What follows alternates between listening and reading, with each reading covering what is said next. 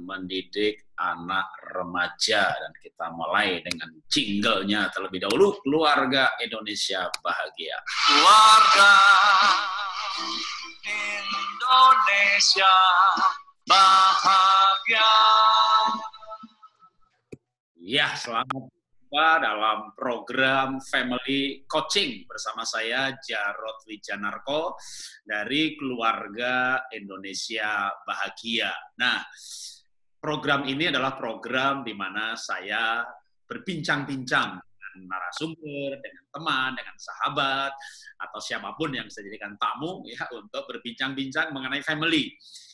Yang saat ini kita akan berbicara serial mengenai parenting. Kalau kemarin kita bicara menjadi seorang ayah, dan sebenarnya ini masih kita lanjutkan, yaitu menjadi ayah atau orang tua, ya tentu ibu juga sama esensinya, bagi anak remaja. Remaja itu masa di mana mereka, kalau laki-laki nih, maaf bicara belak-belakan, ya, spermanya mulai ada, wanita sel telurnya mulai diproduksi, artinya pada saat itu ada gejolak hormonal yang luar biasa dalam tubuhnya. Dia mulai mengalami perasaan-perasaan yang selama ini dia tidak rasakan. Dan sering gejolak hormonal ini, bukan sering lagi, pasti, akan juga diiringi dengan gejolak psikologis. Misalnya dia mulai merasakan jatuh cinta. Ya. Kalau dia jatuh cinta, wah dia happy gitu. Tapi ketika teman-teman jatuh cinta, dia nggak ada yang dicintai, dia bisa bete gitu ya. Itu salah satu saja akibat dampak atau awal-awal remaja. Belum lagi nanti misalnya gejolak psikologisnya itu memberontak, cuek, dan aneka masalah remaja yang pusingnya bisa 7 keliling. Nah, supaya Bapak Ibu tidak pusing, saya akan berbagi pengalaman. Karena anak saya sekarang sudah lewat semuanya. Mereka bukan remaja lagi, semuanya sudah lulus kuliah, yang satu sudah menikah. Jadi paling tidak saya bisa berbagi kehidupan. Namun saya tidak mau berbagi kehidupan sendirian gitu ya. Nanti saya masuk surga mulia banget. Tapi ditanya sama Tuhan, kenapa nggak ajak-ajak orang berbagi gitu kan? Nah, enggak Tuhan, saya ajak orang lain berbagi. Nah, siapa yang teman kita hari ini mau saya ajak berbagi? Yaitu Kak Yudi ya, dari Raja Wali Kecil yang sudah lama berkecimpung di dalam pelayanan anak-anak, dan anaknya juga pas remaja atau lewat remaja, menginjak remaja yang tentu kita bisa berbagi. Nah, Kak Yudi ini kalau sebelumnya saya sudah perkenalkan dari salah satu sisi kehidupannya, sekarang saya mau kenalkan dari sisi yang lain ya. Kalau saya kan menulis 66 buku, Bapak Ibu tahu. Nah, itu boleh dikatakan mayoritas ini dia yang membuat covernya ya, dan melayout sampai siap cetak. Ya, kalau nulis memang saya tulis sendiri, nanti baru cari orang lain ya, beberapa 2-3 orang termasuk Yudi dan istrinya mencari salah ketik gitu ya dari buku saya. Dan biasanya kalau diteliti sama sekretaris saya, teman saya, ya, Kak Yudi sama istrinya gitu, itu belum sempurna ya. Akhirnya tak suruh istri saya mencari kesalahan ketiknya. Nah, kalau sudah lewat istri itu sempurna. Kenapa? Istri itu paling pandai mencari kesalahan. Itu kita bahas nanti dalam Married Insight. Kali ini kita berbicara mengenai parenting ya, dan sekarang kita berjumpa Kak Yudi. Ya, silakan Kak Yudi, boleh dikenalkan sedikit lagi juga boleh ya, tambahan dari kemarin sesi. Shalom. Ya, saya Yudi. Ya, boleh dipanggil Kak Yudi aja lah. Di medsosnya juga semua pakai nama Kak Yudi. Oke. Kemarin kan saya sudah ngomongin tentang istri, sekarang tentang anak. Ya. Anak saya ini kan kebetulan remaja. Ya. Dulu sekolah kecilnya itu di Happy Holy Kid, dan waktu itu sekolahnya itu yang dipegang Miss Ruby, itu disiplin sekali. Ya, dari kecil dia disiplin, pokoknya ngikutin Miss Ruby gitu. Ditekankan bahwa nggak ada yang nggak bisa, pasti bisa gitu. Nah, dari kecil anak saya ini dekat sama saya, kebetulan dekat, suka bercanda dan sebagainya, main bercanda dan sebagainya. Tapi kalau curhat sama istri saya, nggak pernah curhat sama saya, gitu ya. Jadi dekatnya sama saya, jalan sama saya, gitu ya. Tapi kalau curhat masalah pribadi, nggak pernah sama saya. Kalau saya tanya, nggak pernah mau cerita sama saya. Tapi kalau curhat sama istri saya. Walaupun kalau sama mamanya, itu dia suka berantem gitu ya. Pernah sakit hati nggak pernah. Padahal hampir tiap hari berantem, gitu ya. Beda pendapat. Tapi kalau sama saya, sama Rai sekali, itu bisa seharian nggak ngomong, Pak. Dari masih kecil. Sakit hati katanya gitu ya. Nah, dulu dekat. Nah, ini kan sekarang udah remaja, dia menaik kelas 3 SMP ini. Dulu itu ngobrol gitu ya. Berjalan sama-sama, dipeluk juga mau, dicium mau. Sekarang nggak mau sama sekali. Bahkan kalau diajak jalan juga dia selalu jawabnya, apa perlunya buat saya? Apa kepentingan buat saya? Apa untungnya buat saya? Gitu. Jadi bisa beda banget dari dulu sama sekarang gitu loh. Nah, yang saya mau kasih tahu, dulu itu dia kalau sore pulang sekolah saya jemput, kan pulang sekolah jam 3 sore itu ya, saya jemput, nongkrong dulu deh. Nongkrong di roti bakar gitu ya. Walaupun cuma makan roti bakar, kita ngobrol. Saya selalu belajar dari Pak Jarod, karena saya kebetulan nge-layout, saya itu sambil baca kan, jadi saya dapat ilmunya, semua buku. Nah, baca gratis, nggak usah beli. Iya, baca gratis, saya udah duluan, sebelum orang lain baca, saya udah duluan baca. Jadi ilmunya saya serap gitu ya. Kan Pak Jarod bilang, kalau ketemu anak itu, jangan pokok yang penting ngomong, jangan ngomong yang penting-penting. Nah itu saya sudah mulai latih gitu ya. Pokoknya ngomongin tentang hobinya dia nonton Korea lah, artis ini siapa namanya, itu saya bahas gitu ya, saya ngobrol gitu sama dia. Nah, tapi begitu mulai naik kelas 2 SMP, nah sekarang naik kelas 3, ini lebih sulit lagi gitu ya. Karena dia hampir tidak pernah mau ngomong sama saya. Ya ngomong seperlunya aja. Kalau diajak kencan, istilahnya Pak Jarod kan kencan, saya nggak mau lagi. Gitu. Gimana itu, Pak? Saya mau nanya Pak Jarod, kan Pak Jarod sudah pernah melewati masa itu. Iya. Nah, gimana tipsnya dari Pak Jarod? Oke, remaja memang berbeda dengan anak usia sebelumnya. Ini butuh effort yang jauh lebih berat, lebih susah ya. Dan mayoritas anak remaja mengalami demikian. Waktu pergi ke mall, dipegang tangannya, jangan pegang-pegang, digandeng, jangan gandeng-gandeng. Nanti saya malu sama teman gitu ya. Itu juga saya mengalaminya. Tapi jujur ya, tadinya itu saya anggap biasa. Tapi ketika saya berjumpa dengan seorang psikolog, ya kalau saya sebut namanya Ibu Herianti dari I Love My Psychologist. Ini teman saya ngobrol, kalau saya juga kadang-kadang ada masalah, kan kita itu walaupun hamba Tuhan, tokoh, publik, bahkan figur keluarga, penulis buku keluarga lagi. Kadang-kadang juga kita itu butuh teman untuk bincang-bincang gitu ya. Memang masalahnya juga nggak berat banget sih, dalam arti ya semua keluarga mengalami hal itu. Nah, waktu bincang-bincang itu dikasih tahu bahwa remaja itu kita butuh mendekati dia sampai istilahnya itu mungkin orang tua yang nggak sanggup tuh di titik ini. Yang butuh tuh aku atau dia gitu. Kan dia butuh saya. Nggak tak kasih makan mati tuh anak. Nggak tak sekolahkan berhenti tuh anak. Jadi seolah-olah kayak kita tuh butuh anak. Tapi memang demikian ya, harus demikian. Dalam arti, nah, waktu itu saya disarankan untuk pergi bareng-bareng, nganter ke mall. Dan kalau nganter itu bukan cuma begini, ini duit ya, saya tunggu di kafe gitu ya, nanti kamu pergi. Enggak. Nah, ceritanya kan begini. Ceritanya tuh kan anak saya ini juga deket banget sama istri. Ngobrol, berdua, pokoknya seperti tadi persis gitu ya, curhatnya sama istri. Nah, ketika pergi sama saya, ketika remaja nih, ya dia nggak mau istilahnya. Tapi akhirnya kita paksanya dengan cara demikian. Saya sama istri ngomong ya, yuk kita ke mall bertiga. Nanti kamu di mall, kamu diem lari. Jadi kamu diem bilang aja, bukan diem dia bilang begini. Nanti mama mau cari buah dulu, mama mau cari vitamin. Ya sebentar gitu ya. Lalu dia pergi. Nah begitu dia pergi, HP-nya dia matiin. Jadi anak saya sempat bete kan, mama di mana sih dicari nggak ketemu gitu. Saya diam aja, emang sengaja sebenarnya.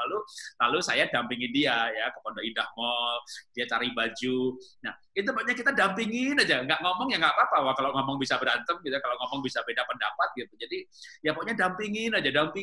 Itu memang saat yang membosankan. Nah kalau itu bosan, maka kami punya tips lagi waktu itu ya.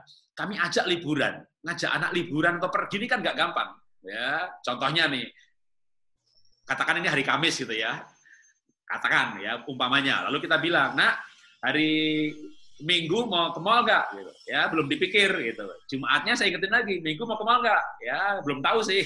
Sabtunya diingetin lagi, Minggu mau ke mall nggak? Ya, nggak lah gitu. Lalu Minggu pergi dia. Loh, mau kemana? Ke mall. Loh, katanya enggak. Ya, sama teman sih gitu. Jadi anak itu sedang berbicara kepada orang tuanya. Aku mau ke mall tapi nggak sama kalian. Gitu.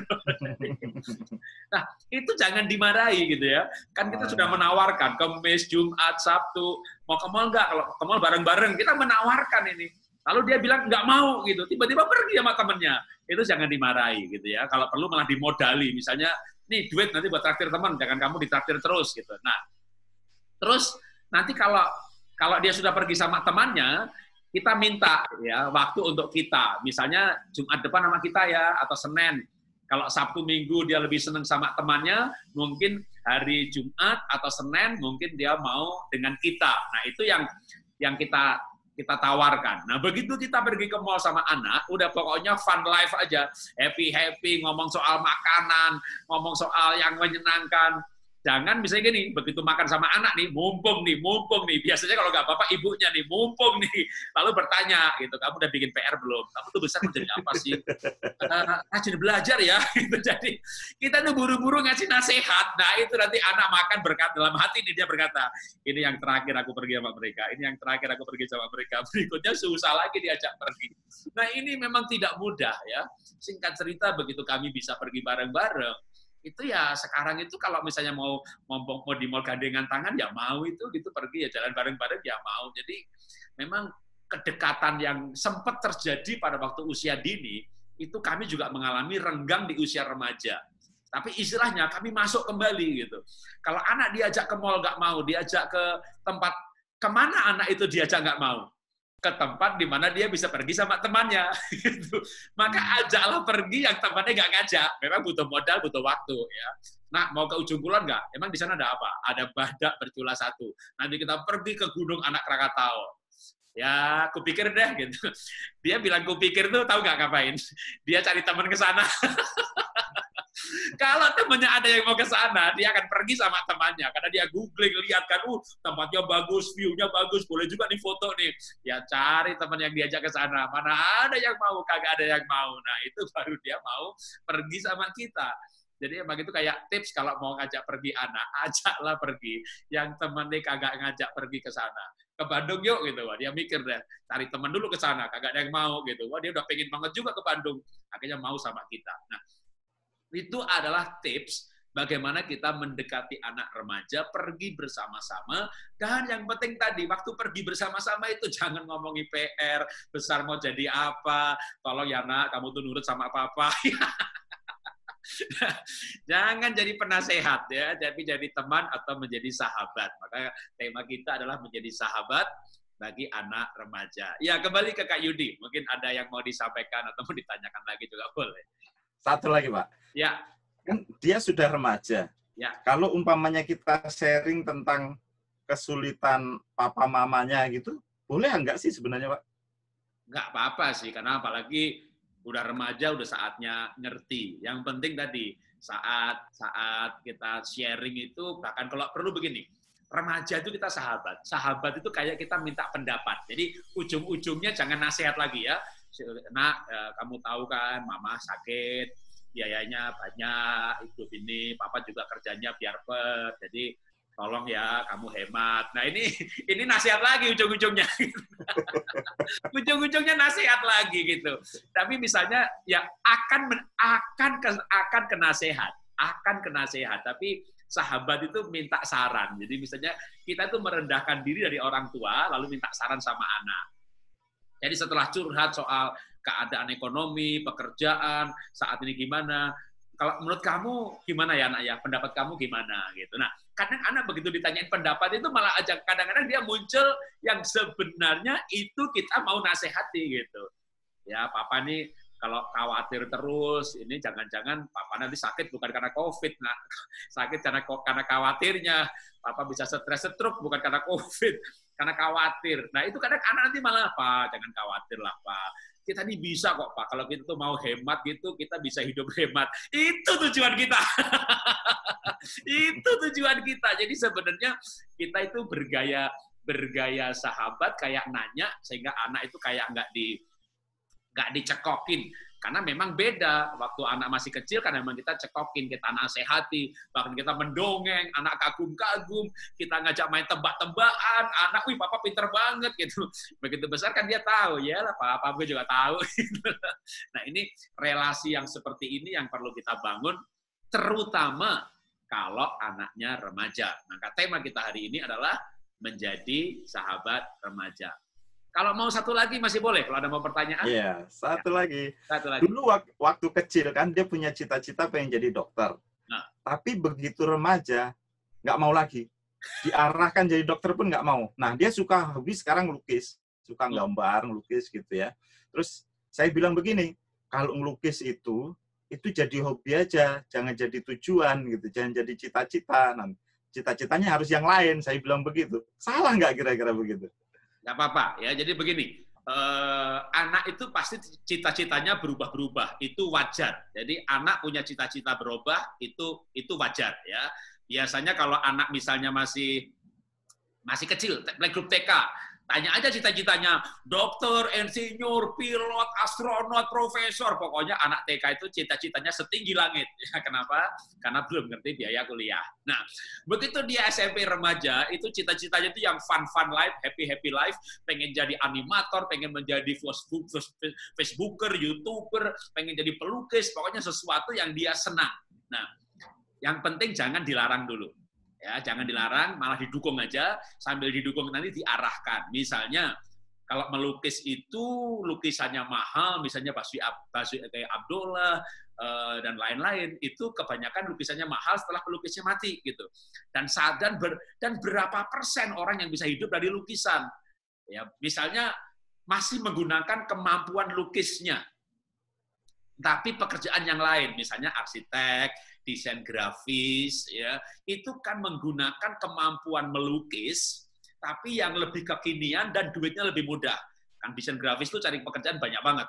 Di tengah era-era COVID yang banyak pandemi, banyak PHK ini, saya masih kadang-kadang lihat di Facebook, di WhatsApp, di grup-grup itu lowongan untuk desain grafis, terutama ya mereka yang bisa membuat video singkat, bikin iklan, bikin klip-klip, bikin apa namanya, dibikin trik-triknya, dibikin, wah itu kemampuan desain grafis yang sebenarnya sama dengan orang yang bisa melukis pasti kuat di bidang itu. Nah, maka orang tua jangan melarang lukisnya, tapi kayak mengarahkan bidang-bidang yang pasti kalau orang melukis itu nanti desain grafis juga seneng gitu. Jadi itu yang masih satu kelompok ya.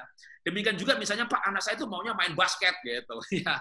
Jangan dilarang juga, nanti berantem gitu ya. Kalau perlu lesin basket aja, nanti diantar main basket, waktu diantar baru ngomong gitu ya. Pemain basket yang kaya itu siapa ya gitu. Dia mikir juga tuh. Ini di dunia cuma sedikit gitu ya. Lalu kita ajak ngobrol nih, dari yang main basket di sini yang paling kaya siapa ya? Dia lihat siapa gitu, dia mungkin nggak lihat itu yang punya tempat latihan. Jadi malah yang punya tempat latihan. Nah, gimana kalau kamu betul main basket hobinya aja, kamu sekolahnya ekonomi, nanti dengan begitu kamu punya wawasan soal bisnis, kamu bisnisnya buka usaha latihan basket. Nah, itu tapi nasihat ini akan masuk kalau kita jadi sahabat. Makanya kembali lagi ke tema kita harus menjadi sahabat anak, supaya dalam persahabatan itu kita bisa menanam cita-cita. Bahkan terlebih lagi ada yang penting yang perlu ditanam. Nah, itu yang sekarang saya mau sampaikan ya. Apa yang perlu disampaikan kepada anak remaja, yang ditanam kepada anak remaja, maka selain cita-cita itu saya berikan nilai hidup. Karena sekarang ini anak-anak remaja ini atau anak milenial ini benar-benar penikmat hidup ya. Mereka itu penikmat hidup. Wah, maunya fun life, happy life, pokoknya maunya yang happy-happy. Tentu tidak salah ya, karena ini kan mereka mau yang happy-happy ini kan juga sebenarnya belajar dari orang tuanya gitu ya. Orang tuanya tuh banyak yang menderita.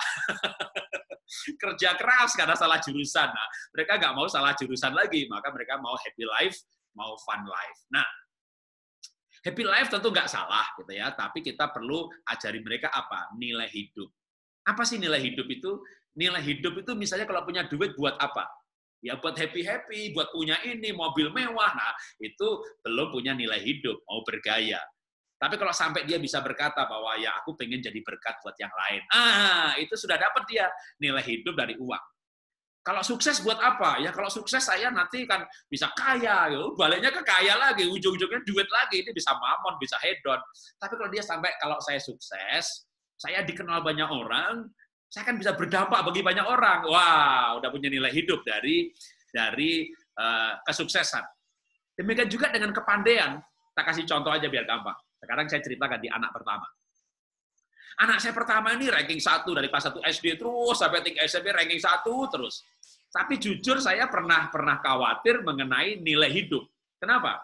Karena waktu itu ya di kelas 1 kelas 2 SD itu pada awal-awalnya kalau anak saya ini temannya nilainya juga baik, seperti mengejar rankingnya dia ketakutan. Jadi saya khawatir nih jadi anak pandai yang hidupnya ketakutan kalau orang lain juga pandai saingan. Bahkan pernah waktu itu dia pulang sekolah itu mukanya itu sembep gitu ya, kayak sedih. Kenapa? Ditanya kenapa, tambah sedih lagi. Ada apa? Nangis dia. Waduh, kenapa? Nilaiku 80 gitu. Punya nilai 80, sedihnya minta ampun. Waduh. Lah, temanmu berapa? 70. Yang lain 75, yang lain 60. Siapa yang tertinggi? Aku. Kenapa nangis ya? Nggak 100. Dia perfeksionis. Nilai 80 sedih. Itu jujur saya khawatir. Saya bilang sama istri, kalau dia nilainya 60, jangan-jangan bunuh diri. Nah, itulah sebabnya perlu mengajar nilai hidup dari kepandaian. Akhirnya saya bilang begini sama anak saya, nak, kamu tahu kan papa tuh bangga sama kamu. Kalau papa khotbah kan sering kesaksian soal kamu ranking dan sebagainya. Tapi papa akan lebih bangga lagi kalau kamu bukan ranking, kamu mempunyai nilai hidup dari kepandaian. Ini lama ya ngobrolnya ya, berbulan-bulan ya, pelan-pelan menanamkan nilai hidup dari kepandaian. Singkat cerita ya, intinya gimana kalau rumah kita dijadikan tempat belajar? Maka temannya tuh ada, tetangga-tetangga belajar bersama di rumah. Dan akhirnya dia punya nilai hidup. Kalau dia pandai itu dia mau mengajari temannya yang tidak pandai. Ya tadinya nggak mau, enakan dia dong kalau aku ajarin dia, memang pasti enak. Ya kan? Tapi kalau kamu tuh pandai dan mengajari orang lain pandai, kamu dicintai teman, kamu punya sahabat. Sampai akhirnya dia merasakan nikmatnya sahabat. Dia merasakan bahwa, ternyata kalau saya berbagi kepandaian, lalu teman tuh mencintai saya. Ternyata dicintai itu bahagia. Nah, obsesinya dia bukan hanya pandai, tapi bagaimana dengan pandai itu juga bisa mengajari orang lain menjadi pandai. Itu namanya mengajari anak nilai hidup. Jadi kita perlu mengajari anak nilai hidup. Kalau kaya buat apa, kalau sukses buat apa, dan kalau pandai buat apa. Itu nilai hidup. Saya sendiri juga, supaya kita bisa mengajari nilai hidup, ya tentunya kita harus punya nilai hidup gitu ya. Misalnya kalau saya gitu ya, saya tuh pengen hidup ini berdampak. Saya nulis buku, saya bikin streaming seperti ini, emangnya ngapain? Ya bisa juga sih iklan buku gitu ya kan. Nah kalau dapat buku terus ngapain? Bukunya dijual, dapat duit ya. Dengan uang itulah maka saya bisa melakukan pelayanan ya. Kan saya bukan pendeta yang punya jemaat, dapat kolektor, dapat perpuluhan, enggak. Ketika saya punya uang, saya pergi ke pedalaman, berbagi kehidupan, saya pergi ke pedalaman, bangun sekolah-sekolah di pedalaman. Jadi saya bisa mendapatkan uang, lalu saya bisa berbagi kehidupan. Atau saya dengan streaming seperti ini, saya bisa mengubah orang-orang lain, terutama para orang tua, gimana mendidik anaknya dengan baik. Nah, berbicara berbagi kehidupan atau nilai-nilai hidup, maka itu kalau disertai praktek, itu akan mendapat suasana di mana nilai itu tertanam lebih jelas. Ya, saya kasih contoh klip yang singkat aja berapa detik, tapi dari sini Bapak Ibu akan tahu apa yang kami lakukan. Nah, ini adalah waktu kami mengajak anak ke Mentawai. Yang paling depannya anak pertama, itu belakang ini, dan kaos biru ini anak kedua, yang kaos ungu di belakang anak pertama, dan sebelahnya kaos hijau, itulah istri saya. Ini waktu kita ke Mentawai, itu kita mau kebaktian itu nyebrang sungai sebenarnya.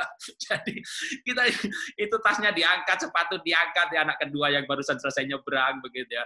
Ini membuat kami sekeluarga itu mengalami pengalaman ya, di mana kita pergi ke pedalaman. Itu berbeda sekali dengan pelayanan di kota besar. Kita diinapkan di hotel, diajak makan di restoran mewah. Lama-lama kita jadi kayak artis gitu. Lalu gereja kayak entertain business gitu. Wah, kita jadi artisnya, disambut, diajak makan. Saya khawatir saya salah motivasi atau anak saya juga melihat ini sebagai industri, salah motivasi lagi. Nanti dia pengen jadi pendeta, wah enak ya dikasih duit.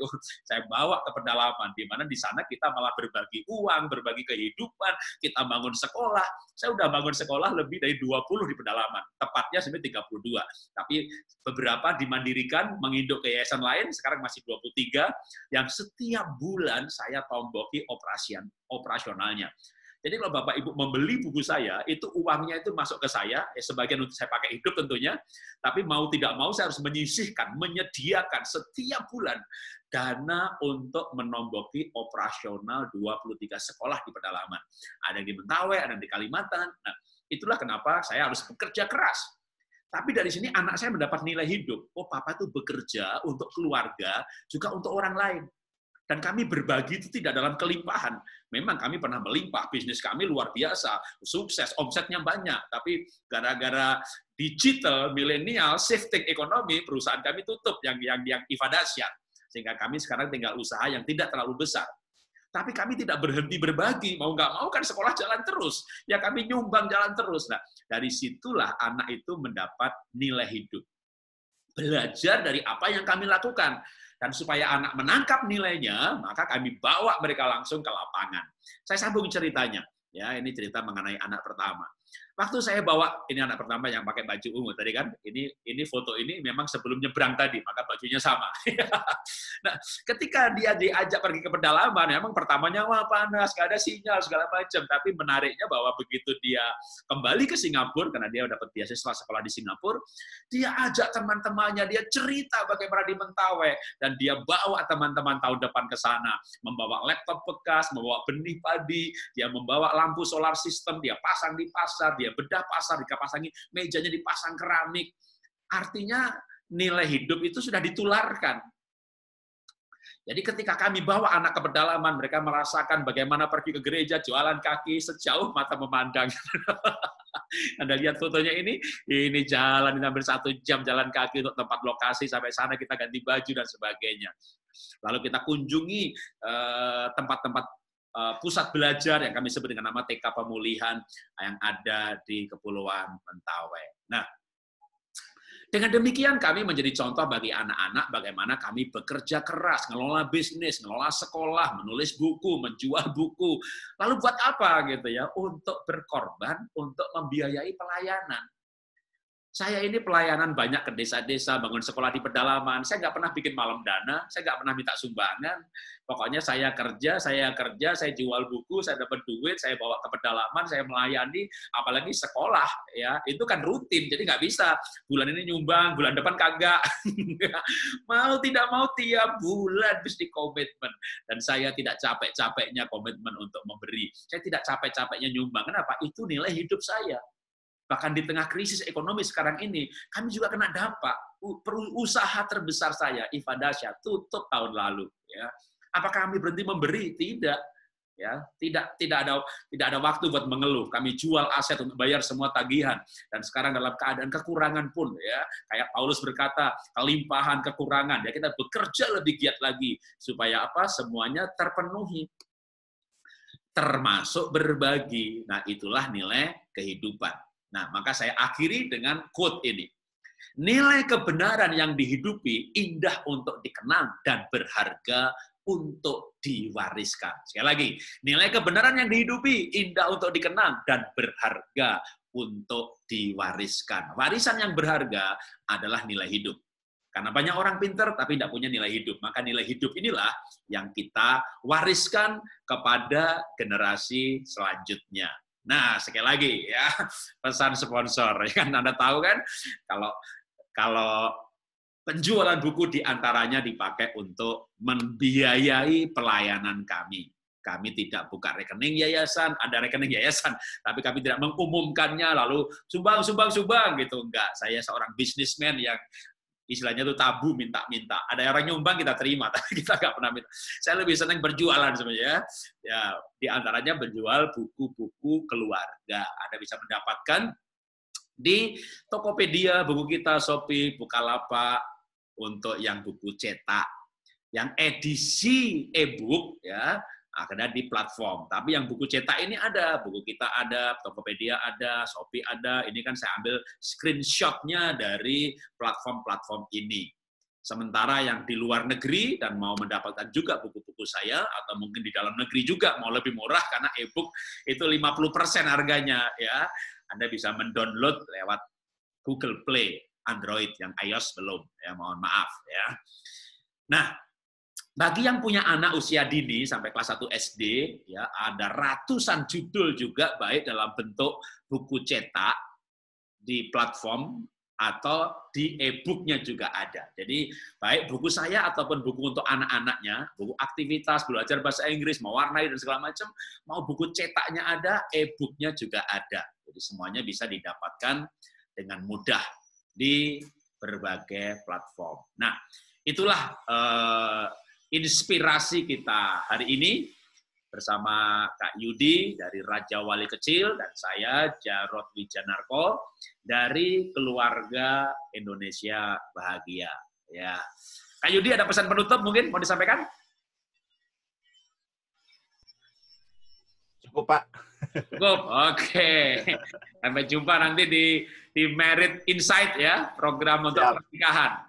Karena saya juga mengakui bahwa kamu juga seorang suami yang baik, ya tentu istri juga istri yang baik, tapi punya pengalaman. Yang banyak orang kan, ya pengalaman itu yang perlu digali untuk ditemukan mutiara kehidupannya dari sebuah pengalaman. Karena saya tahu kan kamu waktu pacaran sudah tahu istrinya dalam kondisi sakit yang kemungkinan besar tidak punya anak. Masih mengambil keputusan tetap menikah karena cinta, Cintai walau sakit. Karena cinta. Nah, itu orang menikah karena cinta itu banyak, tapi gimana setelah menikah ini lewati berbagai gelombang masalah, keadaan cinta tetap dipelihara, itu tidak mudah.